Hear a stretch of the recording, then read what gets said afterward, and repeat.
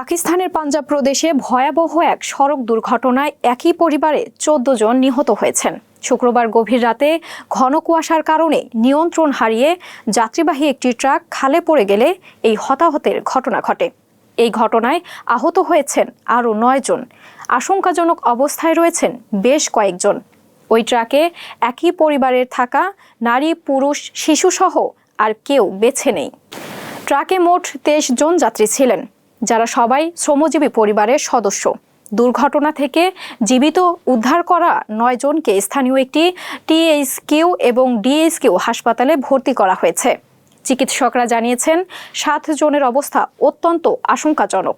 এই মর্মান্তিক দুর্ঘটনায় গভীর শোক প্রকাশ করেছেন পাকিস্তানের প্রধানমন্ত্রী শেহবাজ শরীফ, কেন্দ্রীয় স্বরাষ্ট্রমন্ত্রী মহসিন নাকভি এবং পাঞ্জাবের মুখ্যমন্ত্রী মরিয়ম নওয়াজ।